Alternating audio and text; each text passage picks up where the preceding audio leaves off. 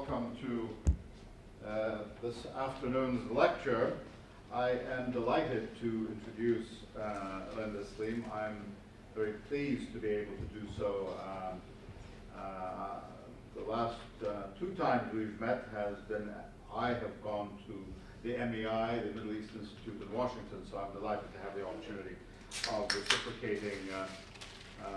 I will read the formal introduction and then add a few words of my own. Dr. Saleem is Director of Conflict Resolution and Track 2 Dialogue of the Track 2 Dialogue program at the Middle East Institute in Washington, D.C., and is a non-resident fellow at the Johns Hopkins University School of Advanced and International Studies Foreign Policy Institute. She's a former Vice President of the International Institute for Sustained Dialogue. And has been a senior program advisor at the Rockefeller Brothers Fund, a guest scholar at the U.S. Institute of Peace, and a program director at Resolve, Inc., as well as a program officer at the Kettering Foundation. She's a long-term practitioner of Track 2 and peace-building processes in the Middle East and Central Asia, and is the author of several studies, book chapters, and articles on conflict management and post-conflict peace-building and Middle East politics. She's an authority on Lebanon, on Syria, and on Iraq. We share that interest. She has a bachelor's degree from the American University of Beirut, which my father also attended, and an MA from the AUB as well, and a PhD at the University of North Carolina, where my mother taught at one point in her academic career. So I am delighted to be able to welcome Dr. Saleem here. Please join me in welcoming. Thank you, Dr. Estrabadi. I mean, when Syrian refugees, and also of the 6 million, we have 260,000 Palestinian refugees. The Lebanese in the past used to talk about 450 whatever. Thank God, a year ago, there was a study published by the American University of Beirut, done in collaboration with UNRWA, and they did it was the first household survey of Palestinian refugees done in Lebanon, and the number they found was 260,000. However, there are 424,000 Palestinian refugees registered with UNRWA, but only 260,000 of them reside in Lebanon. Lebanon as a system is a parliamentary republic, and the underpinning of the system is what we call political sectarianism or political confessionalism, which is based on a sectarian division of constitutional power and administrative positions at the parliament, cabinet, and civil service levels. For most of the 20th century, these divisions were concomitant as well with class divisions. The three top posts in government, the presidency is reserved for the Maronites, the prime ministership is reserved for the Sunnis, Muslims, and the speakership of the parliament is reserved for the Shia Muslims.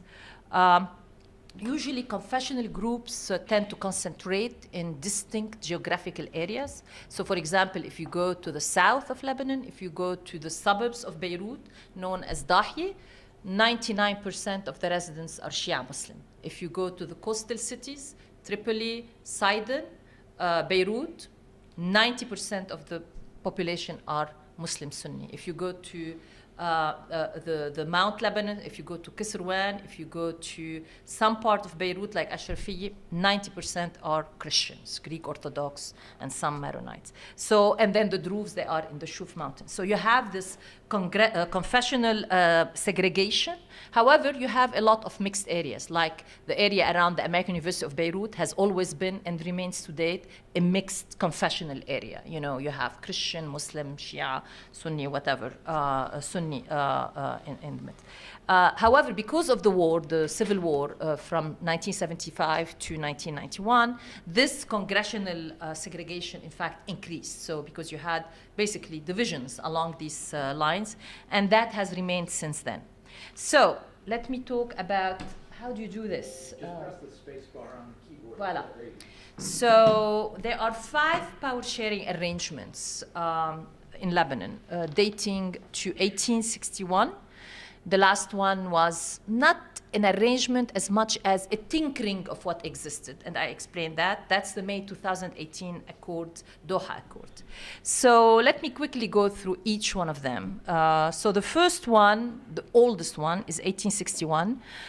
Lebanon used to be, so what then was Lebanon, which is Mount Lebanon, which was what today is the central part of Lebanon, that was the nucleus of what is contemporary Lebanon. So that was under the Ottoman period.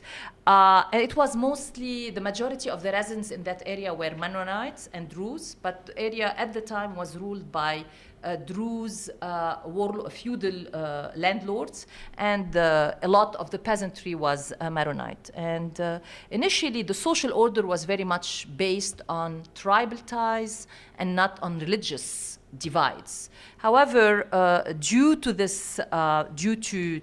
socioeconomic conditions, there was a tax revolt in 1820 because the princes that were put in charge of the area under the Ottomans, basically their power vis-a-vis the Ottoman Sultan depended on how much tax they can extract from the peasants.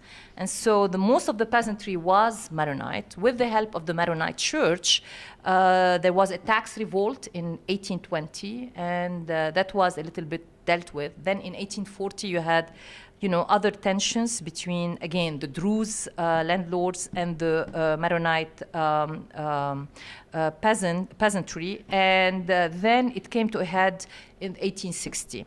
So what happened then, there was an intervention by outside power, 5 European powers, France, Britain, Austria, Prussia, Russia, coming together, working with the Ottoman, trying to negotiate a new order for sharing power between the Druze and the Maronite, mostly.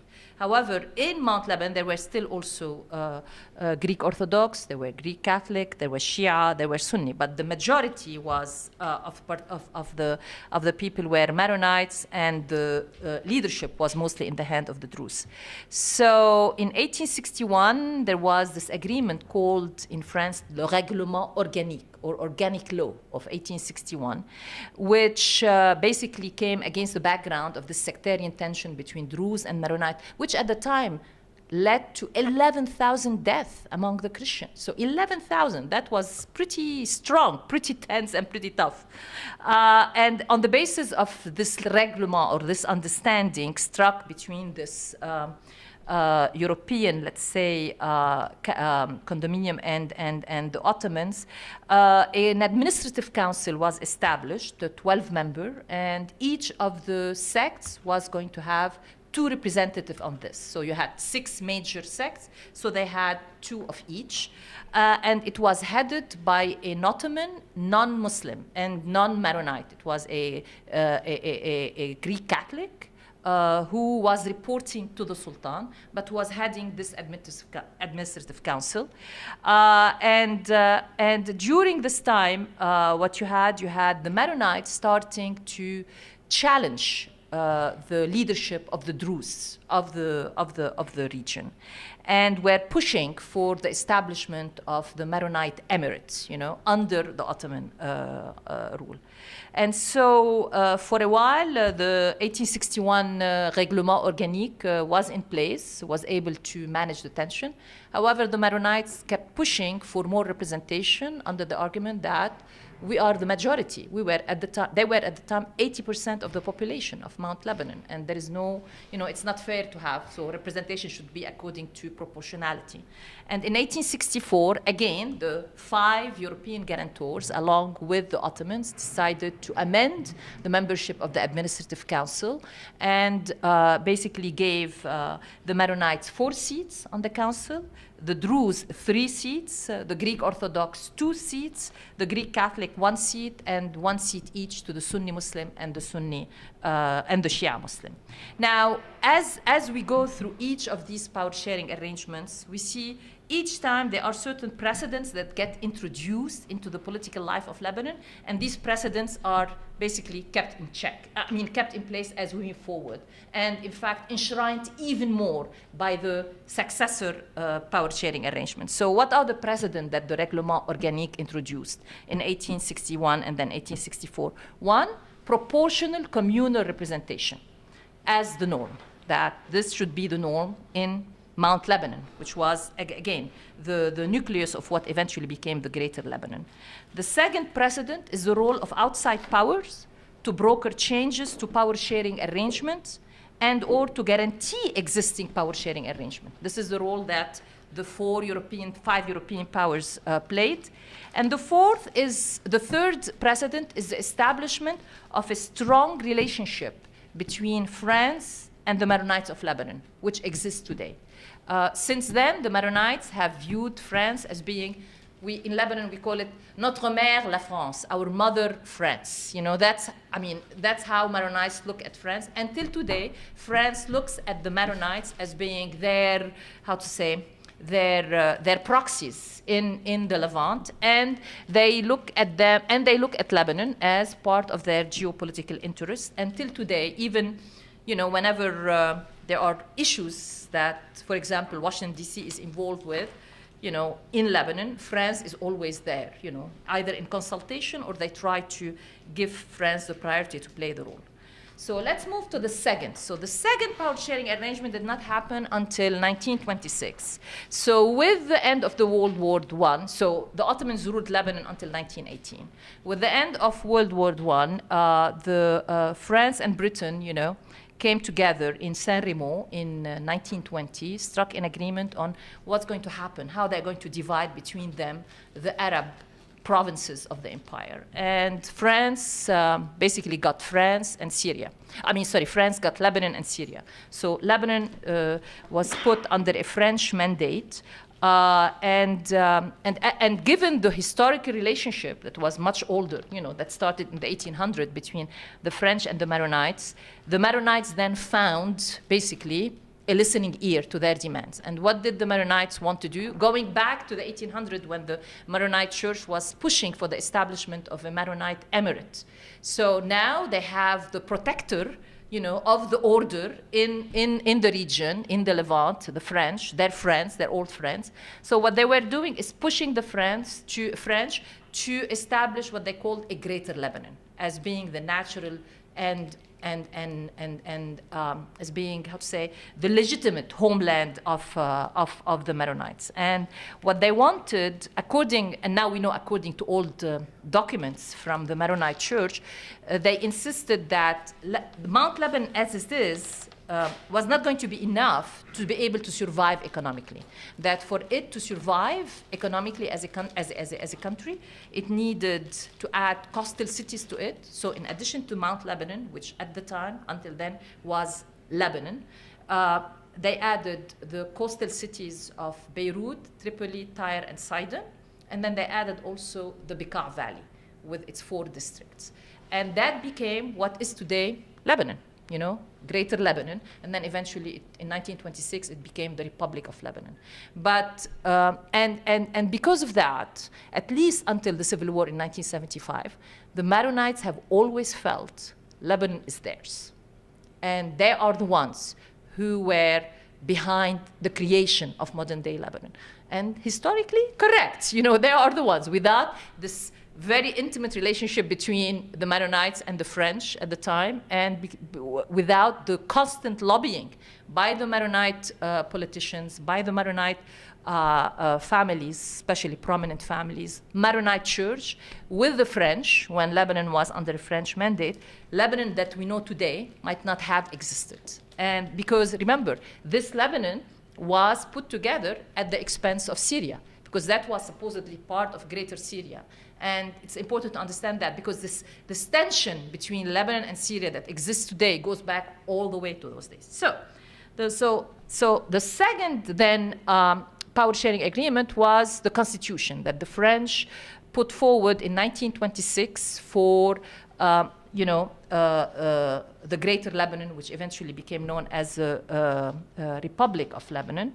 And according to the Constitution, there was going to be 2 chambers, of the Parliament, the lower house and the Senate, and both of them are divided proportionally according to, very much building on the norms set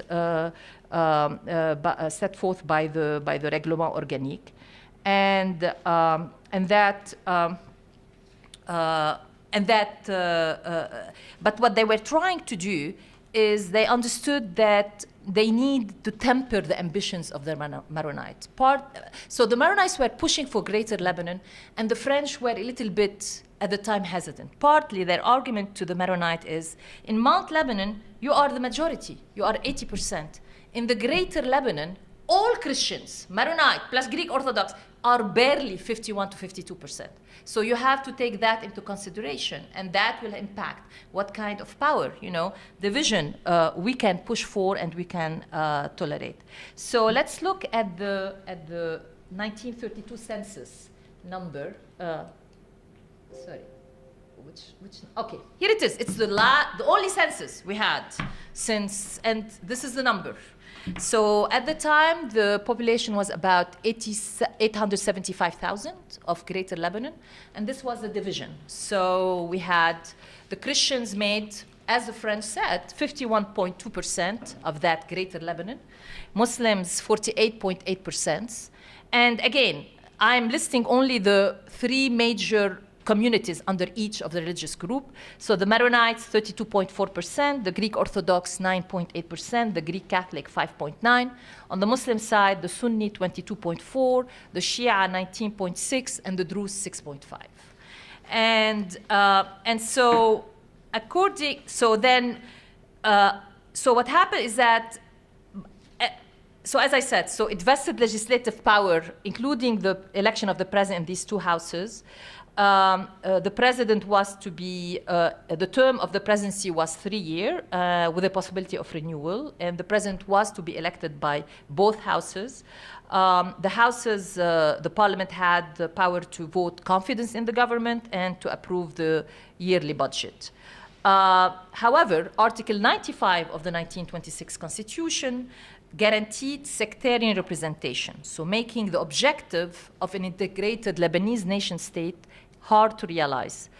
What happened, and that was the other precedent, is that with time and due to the arrangement put in place by the French, power sharing then took place among few families. So there were few Maronite families, few Greek Orthodox families, a few Sunni Shia families, few Druze families, prominent families that became the leaders, the political leaders of the country. And so what we had as a precedent is that political feudalism became enshrined. So you had a number of political elites from each of these communities trying to divide the spoils of the new state among themselves, and doing so in the name of defending their community. But it was mostly about protecting their interest and protecting the interest of their families and the clients, in guaranteeing that whatever share of the state resources goes to them or goes to that community, it will go to them. So again, this is a precedent that was set in those days that lives with us today. So it's interestingly, many of these families are still the same. So maybe we have new families here and there, but it's very much the same families, and we have now sons and grandsons and grand-grandsons who are in government. So according to the as I said, the French tried to temper the ambitions of the Maronite and insisted that the first president, in fact, of this republic is a Greek Orthodox and not Maronite, and the first prime minister is a Sunni, is a Muslim Sunni. Partly because this was the same time when you had the debate about Greater Syria and a debate in Lebanon between what eventually defined Lebanon and led to the civil war, this debate between what we call Lebanonism and Arabism. And Lebanonism is the idea that Lebanon is the homeland of primarily of Maronites. It has a special heritage that is different from the Arab world. It has a Phoenician heritage, although it sits in the Arab region, but it is more a Western country than it is an Arab country. and that its destiny is to be basically with the West and not with its immediate surrounding. And the proponents of this view were mostly Maronite and some Greek Orthodox and some Greek Catholic families. The proponents of the other trend, the Arabism, is that Lebanon is in the Arab region, is an Arab country. The language is Arabic. There are different religions but it is an Arab country, and its natural environment, its national place is to be an Arab country. And in fact, there were even people within that trend that says even Lebanon as a state is an artificial creation, that Lebanon should be part of a greater Syria that includes, Lebanon, Syria, Jordan, and Palestine. That was the argument, and that was the trend always that existed. And so the French in 1926, in order to at least try to get some Sunnis on board with the idea of this new republic that they helped create, is that they insisted that they get, the prime ministership, so they start having a stake in the future of the republic as an independent state. So what are the precedents set by the 1926 constitution? Again, as I said, political feudalism, but also for the first time we saw an intervention of Syria, but not Syrian leadership as much as Syrian ideas, intervention of the idea of a greater Syria in the internal debate of Lebanese affairs. So the third, let me move quickly then to the next power sharing arrangement. And remember, between the first one, 1861, the second one, 1926, political sectarianism, in fact, became more entrenched with the 1926 constitution. However, both of them, in 1861 and especially in 1926, and we'll see now in 1943, there is always a claim of an independent state, of a state that is secular, that is not based on political sectarianism, yet it has always been aspirational, and it remains aspirational to date. So the third arrangement is in 1943, and that's when Lebanon gained its independence from France. So in 1941, the German invasion of France seriously weakened French presence in the Middle East, and the end of the mandate, in fact, came in 1946. So the 1943 pact is an unwritten agreement between who at the time was the president of the Republic, Bashar al-Khoury, and the prime minister of the Republic, Riyad al-Saleh. And there are no records whatsoever of how this was negotiated, of how this pact was negotiated. All we know is that these are the terms of the pact, but how it was negotiated, nobody has an idea. It is a gentleman agreement between the two of them, and was based on a compromise. Again, it's a compromise that tries to balance between the Lebanonist trends and the Arabist trends. So it was a compromise based on Muslim consent to the continued existence of Lebanon as a separate independent state in an Arab majority neighborhood, provided it considered itself, again, part of the Arab family. So the Sunni Muslim needed to get this guarantee from the Christian Maronite that, okay, we are a separate state, but we are an Arab state. We are not a Phoenician state. We are not. And this debate, by the way, is going to return again in the 70s and 80s. This is an ongoing debate in Lebanon. Anyway, so in 1943, so there was this compromise. So the Sunnis said, we accept Lebanon as an independent sovereign state as long as we all agree it's an Arab state. And the Maronites said, okay, we accept that it's an Arab state, but you also have to basically guarantee our rights as a minority in this region. And so on this basis, they were given the presidency, according to this pact. They were given the Directorate of Public Security. The chief of the Lebanese army has always been and remains today a Maronite. And the division in the parliament was 6-5 in favor of the Christians. So for every 6 Christian parliamentarians, there are 5 Muslim parliamentarians. Now, in return for this, and that was not only at the level of the parliament, but also it was at the level of the cabinet, and it was at the level of the civil service. The civil service in the first what do you call it? الفئة الأولى, the first level, the first I mean, in the civil service, we have different kind of ranks or different kind of ranks. So all the civil service on the first level, according to the 1943 agreement, has to be 6 to 5, 6 Christian to 5 Muslims. And on the basis of this agreement, the Sunnis will get the premiership of the government as well as other government positions in the cabinet. And the speakership of the parliament was not given to the Shia until 1947. So although the agreement was in 1943, but the agreement was amended in 1947 so that the speakership goes to the Shia, Muslim Shia. So again, the National Pact came with a clause that this is all a transitional arrangement.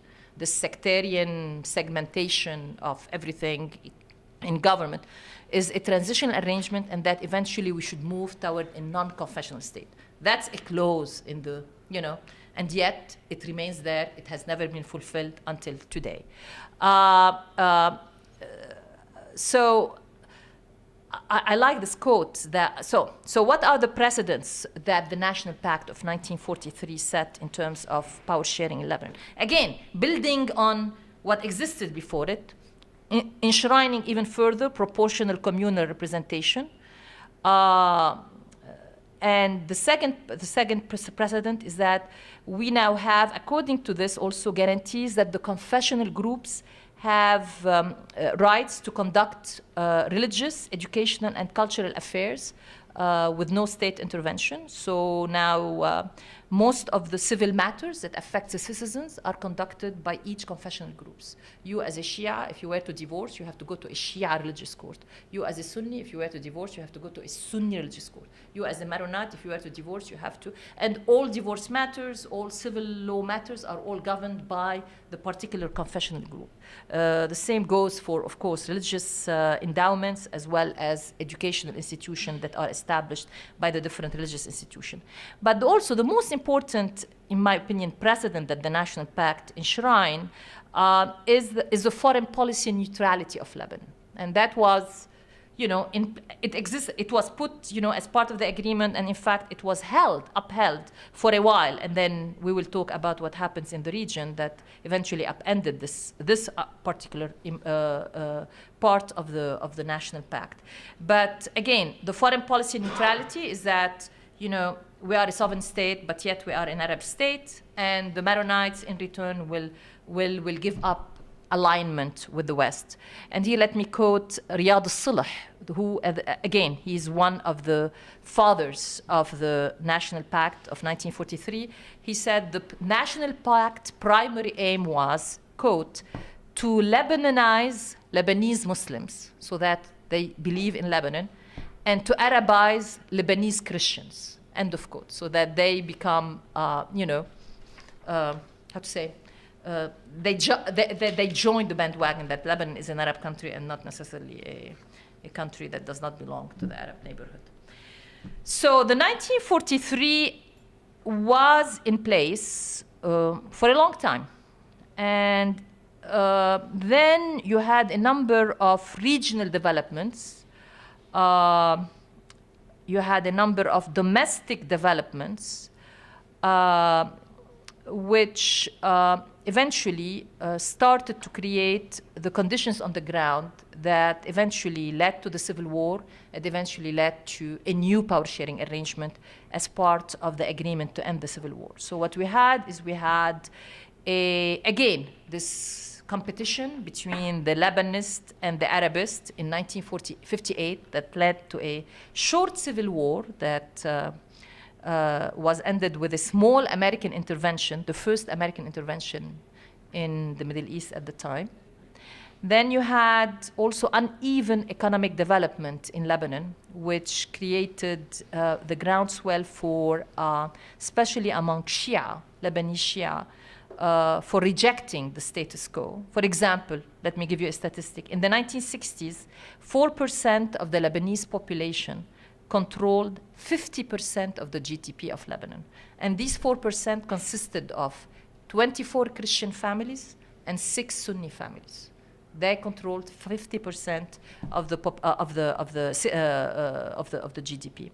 Also, you had the demographic game starting to change. The Shias, the Sunnis were increasing in number, the Christians were emigrating more, having less babies, and of course, the Palestinian military presence in Lebanon after the Cairo Agreement of 1969, inter-Arab competition between Syria and Iraq, Syria and Saudi Arabia over the Palestinian cause. All of this came together, and you had then the making of the conditions that basically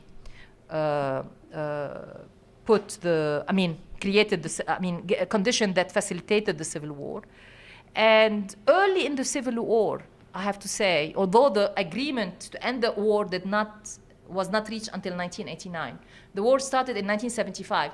In 1975, you already had meetings among prominent Lebanese with agreements reached that eventually new constitutional arrangements need to be put in place. Most of the Ta'if was already being negotiated in 1975. You had meeting already in 1975, basically agreeing on the principle of amending the 1943 National Pact. In 80s, there were two major conferences organized in Geneva. Again, agreement among the Lebanese about how the 1943 National Pact has to be amended. But it took until 1989 to negotiate it, due to a number of factors, partly having to do with Syria and Syria's role in Lebanon during this time, and partly having to do with the Palestinian presence, but also partly having to do with this, again, this tension that has always existed in Lebanon, and this push by some segments of the Maronite leadership at the time, encouraged by Israel, of thinking that since we have the civil war, this is the time to move towards separation, toward finally establishing the Maronite emirate, if we can put it this way. In this case, it's not going to be an emirate, the Maronite state. So within the Maronite leadership, in the civil war, there was always this tension between those who say our future is within the greater Lebanon, and we have to agree to some amendments to the 1943 Pact, and others who said, no, we have to secede, and we have. And remember, this was also being encouraged at the time by Israel, which from Ben-Gurion times and Ben-Gurion's periphery theory, they always believe in the Israeli, especially military leadership, although now this periphery theory is no longer adopted by the military strategists of the Israeli forces as it used to in the case. Ben-Gurion periphery theory is about that the future of Israel, or the safety of Israel, the security of Israel, is best guaranteed by building alliances between non-Arab groups around the state of Israel. Maronite was one of them. Kurds was another of them. And so that relationship between the Israelis and the part of the Maronite leadership during the war, eventually also driven by Israelis' agendas to undercut or to undermine and eventually put an end to the presence of the Palestinian military apparatus in Lebanon, which led eventually to the 1982 invasion of Lebanon. So let's look at, in 1989, on the eve of the Tariff Accords, what was the population? Estimates, because we don't have, so you can see the differences. And again, I don't have a reference because, to be very honest, I put this chart for a presentation I did in DC at some government agency about the Maronites and their future in Lebanon. And I had to look at a number of documents to put this chart together because you cannot find it. So it's a different sources. And I'm not citing, maybe I should cite all these sources, but I just put it together. So, and again, these are estimates because we don't have a census based mostly on UN numbers. So in 1989, on the eve of the Tariff Accords, the Christians now were about 42.9, the Muslim 56.9, and of the Christians, the Maronite 26.4, the Greek Orthodox 7.9, the Greek Catholic 6.8. Of the Muslims, the Sunni were 24, the Shia were 28.9, and the Druze were 4%. So you could see the shifts, the demographic changes. And one of the major factors why the 1943 Pact and the divisions that the 1943 Pact enshrined were no longer viable if proportionality is the norm, presentation, proportional representation according to the confessional group, then these numbers refute that. And so you had this negotiation, again, led under the umbrella of the Arab League. Mostly it was Saudi Arabia, with the blessing of the Syrian president, because Syria already had military presence in Lebanon, brought into Lebanon at the invitation of the Maronite president, Sulaiman Frangieh, at the time. So according to the Tariff Accords, this is the fourth power sharing arrangement. So you had now, so the new agreement says it's 50-50. So representation in parliament was moved from 6-5 in the favor of Christians to 50-50 between Christian and Muslims. A lot of the powers of the Maronite presidency, which he had under the 1943 National Pact, were moved.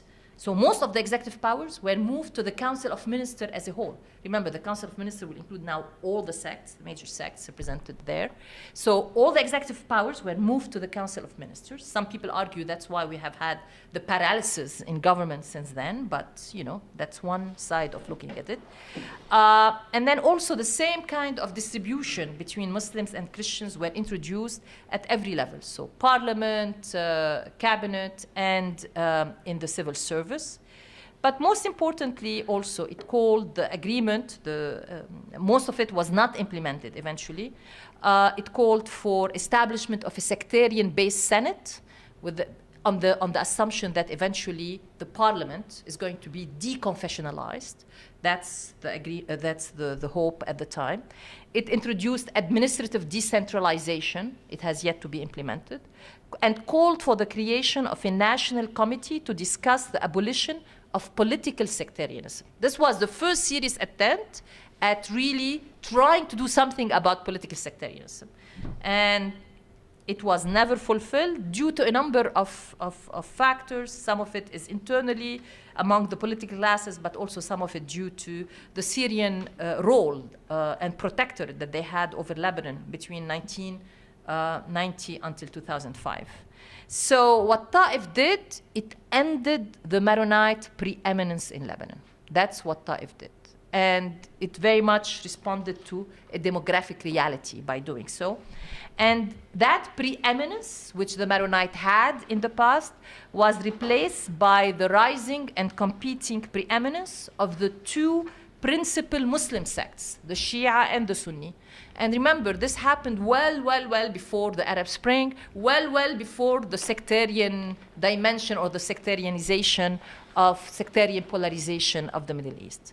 So again, what did Ta'if introduce in terms of precedent for power sharing? It enshrined political sectarianism while always calling for this ideal, eventually, of moving toward a non-confessional state. So second, it legitimized military intervention, in this case, Syrian military intervention, to assist in implementation of power sharing arrangement. It recognized the role of a regional hegemon, in this case Syria, to maintain internal peace backed by regional and international acquiescence. Eventually, the Syrian general became like the governor of Lebanon, like Bremer was in Iraq in the first year. Rustum Ghazali, who was a Syrian general, was that kind of arbiter. Nothing would be decided in Lebanon between 1991 until 2005 without Rustum Ghazali saying yes to it. So any disagreement among the president, speaker, prime minister, Rustum Ghazali had to settle it. Every small decision, every small appointment to a cabinet position has to be approved by Damascus. So the whole country was, for those years, literally ruled by Damascus. And I remember a journalist in DC coming to me and he says, so I go to the State Department and say, well, I would like to speak to somebody about Lebanon, and that person was referred to the Syria desk at the State Department. I mean, that's a journalist who was telling me that. I mean, so this whole Syrian presence, Syrian protectorate was put together with the acceptance and the acquiescence of this country as well as European countries, including the French. So similar to the French role during the Mandate and the French arbitration that among the different political elites. I think Syrian leaders had to play the same kind of arbiter role among the political elites in Lebanon. And as the French strengthened the hands of the Maronites under the mandate, the Syrians, during their year of governing Lebanon, strengthened the hand of their allies. And lo and behold, who was their strongest ally? Hezbollah. So this is how, so it moves, now we go to the last arrangement, which is not an arrangement as much as tinkering or introducing new rules of decision-making to create more balance within the Tariff Accords, but without undermining or upending the basic principles of the Tariff Accord. So, between 1991 to 2005, I mean, I would say to 2004, Lebanon was pretty stable. And in fact, if we are going to link the presence of a protector, be it external or internal, of a power-sharing agreement and how that is important to maintaining peace, I think the experience of the Règlement Organique tells us that having an outside protector helps in maintaining peace and implementation of a power-sharing agreement. And also the presence, I have to say, of the Syrian between 1991 and 2004 ensured the implementation of the Tariff Accords, albeit, sometimes bypassing some of the terms to benefit their allies, but also ensured domestic peace because, you had the whole weight of the Syrian armed forces basically as a deterrent to any party that tries to gain power at the expense of the other parties. So, however, what happened is that we started seeing, remember, it was Syria being in charge of Lebanon, but that role could not be played by Syria without this international umbrella guaranteeing it and accepting it. So what we started seeing is in 2001, after the 9/11, and especially after the invasion of Iraq of 2003, that whole international acquiescence or blessing of the Syrian role in Lebanon started to fracture. And especially given the role that Syria and Bashar al-Assad and the regime there was playing in facilitating the passage of Qaeda terrorist groups through Syria into Iraq to fight the American forces in Iraq. So that consensus, if we can put it this way, the international consensus around Syria's role in Lebanon started fracturing really in 2001 and went all the way and became more openly contested in 2003 after the invasion of Iraq. You also had internally, there was a consensus until 2000 on the need for Hezbollah to keep its weapon. Remember, Hezbollah was formed in 1982. It was a coming together of three separate groups of fighters. One is Islamic Amal, the other is the Association of Muslim Scholars, and the third is the Lebanese chapter of Dawah.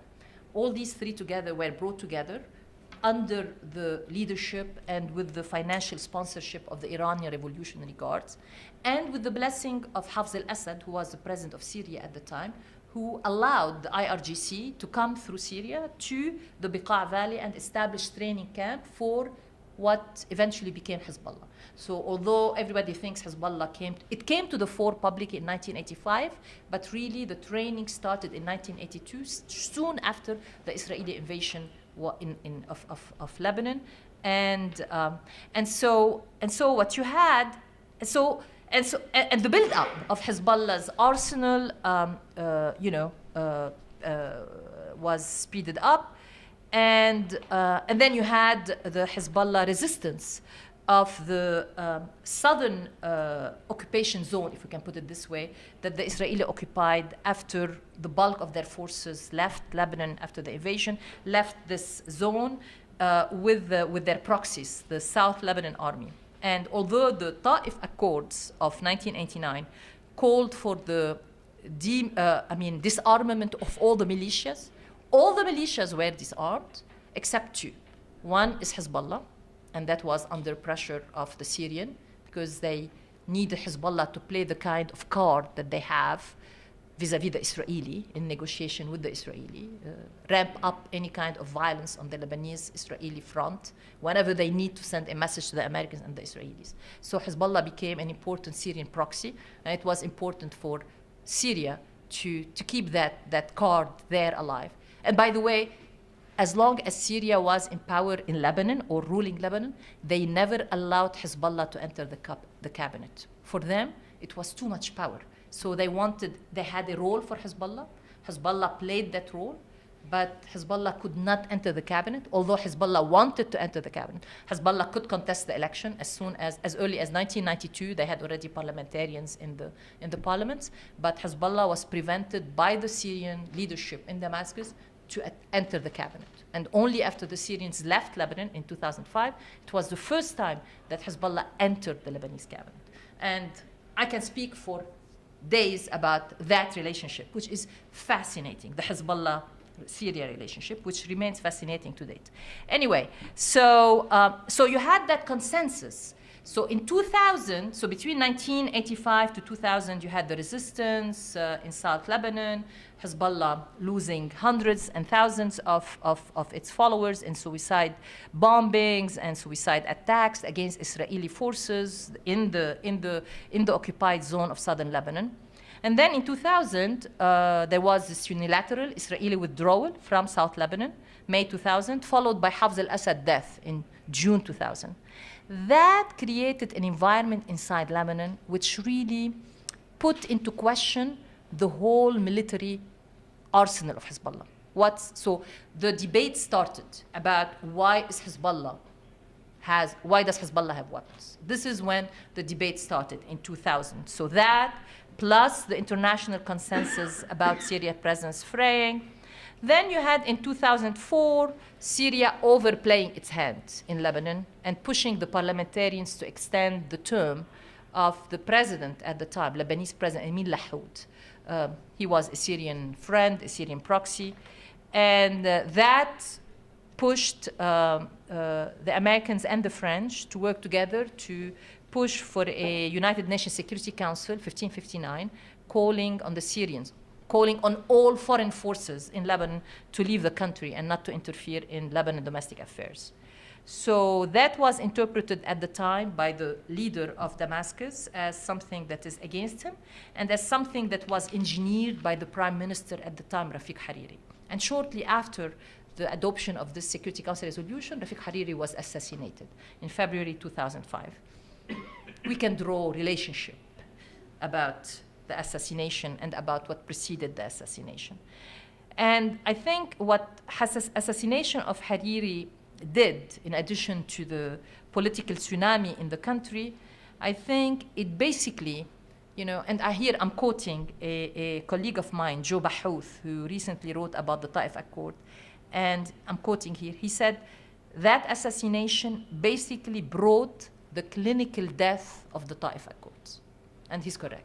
That balance, which was put in place between the different groups by the Tariff Accord, and which Hariri was the patron of it or was responsible for it, and with the sponsorship of the Saudis, who played a major role at the time in mediating the Tariff Accord, that was brought to an end with the assassination of Hariri, and you had a whole period of turmoil in the country leading to 2008.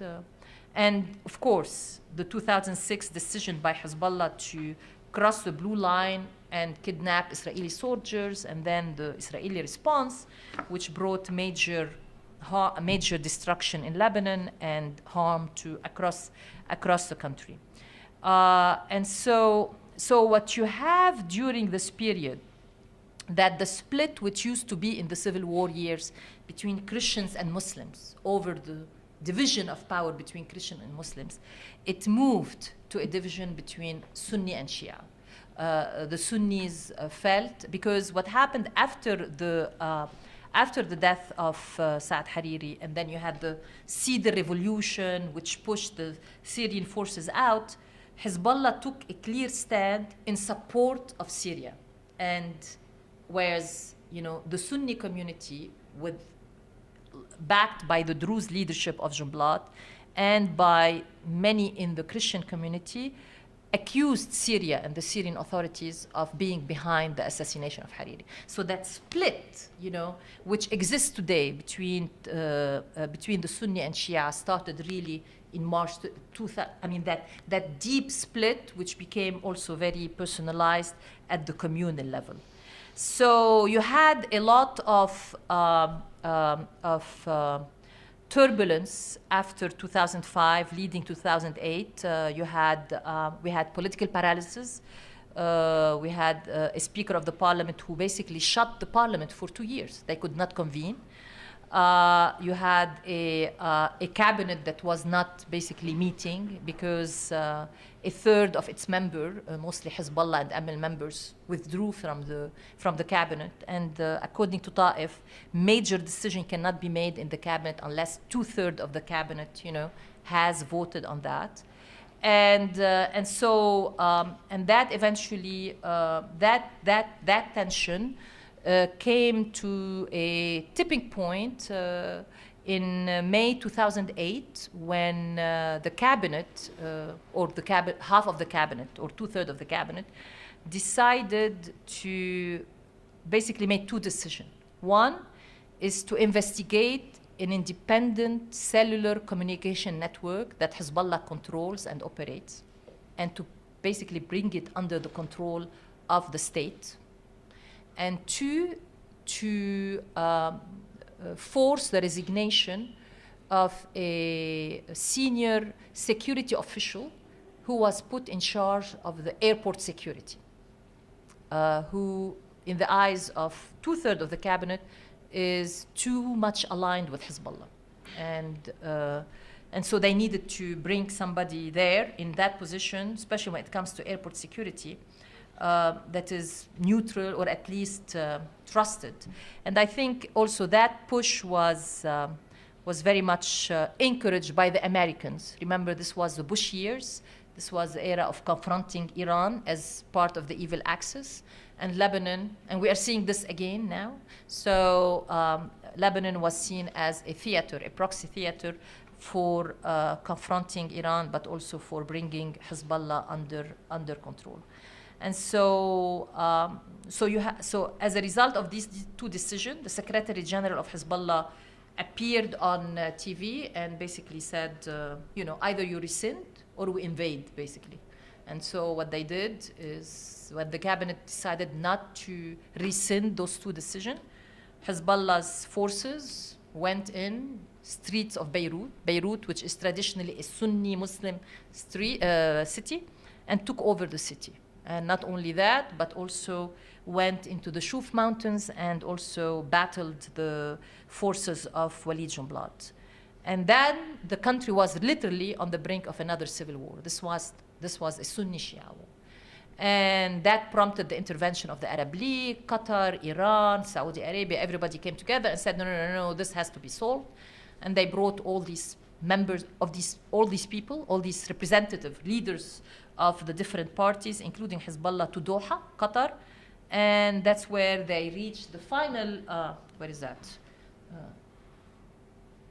Voilà. What did I do here? What happened? Something happened.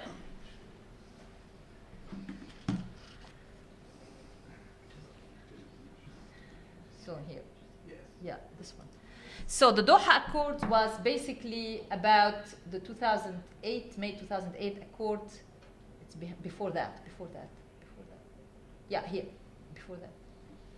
Okay, before that. 2008 Doha Accord was basically not upending Ta'if as much as introducing new rules of the game. And one rule of the game is that whatever future cabinets happen, the opposition has to have a third plus one of the seats in the cabinet in order to guarantee that no decisions get made, without their approval. So they reinforce the principle of consensual decision-making. But at the same time, what Doha Accords did, it again reaffirmed the role of outsider in helping Lebanese leaders manage internal divides. Quickly, I'm out of time. So where are we today? So now let me go again.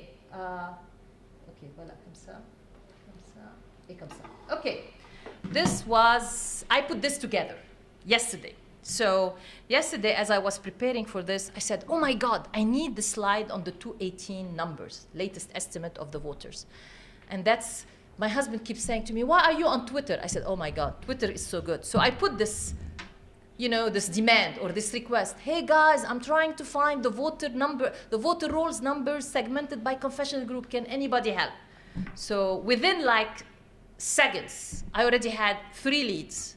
And eventually one of them put something on the, a page from a monograph, which I needed, which I did not have because it's in Arabic and it's Lebanon.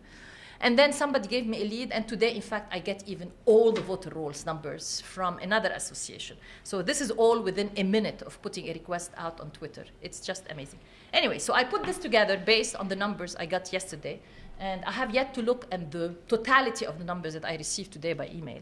But to give us an idea of where we are and where Lebanon is heading. So according to the 2018 voter rolls, again, we have no census, so we have to look at the voter rolls to know, because still in the voter rolls, you have Christians, Muslims, and you have the segmentation by confessional groups.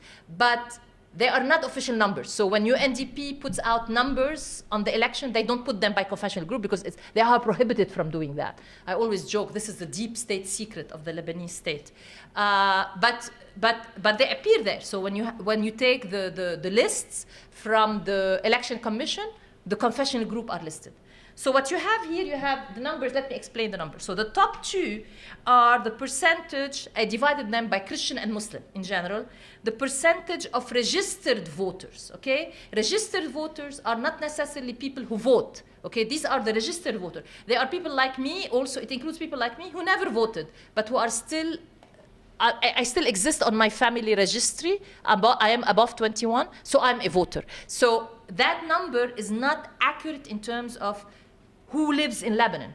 But according to the registered voters, of the Lebanese state, 35.9% of the registered voters as of May 2018 are Christian, and 64.1% of the registered voters are Muslims. And then you are going to see the difference. So of those who voted, okay, so then I looked at the analysis of those who voted. So that comes the second line. So of those who voted, Christian are 32.6, because a lot of them are not there. They are like my husband, who is registered, but he doesn't vote, he doesn't live. A lot of the Christians have moved out. So 32.6% of those who voted are Christian, and 67.4% of those who voted are Muslims. It gets even more interesting. If you look at the segmentation, especially on the Muslim side, you have more Shia voting than Sunni. Not because there are more Shia or Sunni, that's the misinterpretation. It's because more Shias showed up to vote than Sunni. Why? Because there was, in this election, total disenchantment of the Hariri leadership among the Sunni community. In fact, because in the May 2018 election, compared to the previous election, Hariri lost 20 votes in the parliament compared to, when was it? 2009, I think, the one before that. So of the Muslim voters, 28.2%, the Shia 32%, and the Shia vote was 100% taken over by the Amal candidates and the Hezbollah candidates. They are able, between the two of them, to mobilize all of the Shia voters. I mean, there is a big Shia voting bloc, and the Druze 6%. Of the Christian voters, Maronite 20.8%, Greek Orthodox 5.5%, and Greek Catholic 3.7%. You see the decline in numbers. I mean, huge between even 1989 and today. So let's move to quickly. So what are the future scenarios? So these are the camps in Lebanon that are discussing power sharing. The first camp are saying, and especially this is pushed by the Shia camp, by Hezbollah, and they push it strategically at different times when it suits them. So basically they said it's time to reorganize the existing power sharing arrangement. It's no longer half-half between Muslim and Christian. Now it's time to go into thirds. 1/3 Christian, everybody, 1/3 Sunni, and 1/3 Shia. And that should be introduced across the board, in the cabinet, and that should be introduced in the civil service. And we see Hezbollah saying, no, we are against that, because that brings the fears of the Christian up to, heighten them a lot. Right away, what they try to do is they have voices close to them floated in the media whenever they feel the other side is starting to question the issue of their military arsenal. Whenever the issue of Hezbollah weapons come up, you see right away somebody talking about the need for muthalatha, to divide the pie equally between the Sunni, Shia, and the Christian. So I don't see this going anywhere soon, but if there is one proposal that we are heading to, this is the most likely scenario. The second most likely scenario, and I should have shifted the order, is to introduce new arrangements. And by new arrangement, basically implement the administrative decentralization that was put together in the Tariff Accords, but to go toward extreme decentralization. Some people call move toward a federal structure, and some people even still small segments within the Christians, and now increasingly within the Sunni community, talking for separation of the communities, And will Hezbollah accept or not? I don't know. We can debate. And then the third scenario, and it is the least likely, which is abolish political confessionalism, which is again a clause in the Tariff Accords, is activate this national commission per the Tariff Accord and abolish political confessionalism, at least in the parliament, in the lower house, and in the cabinet and civil service. I don't see that happening. I mean, this has been an aspiration of power-sharing arrangements forever, since 1861. It has never been realized, and I think there are too many groups that are too invested in this. You have mostly the civil society pushing for that, and it's a very healthy civil society in Lebanon, but they have yet to gain traction beyond that circle, that a small circle that is advocating this.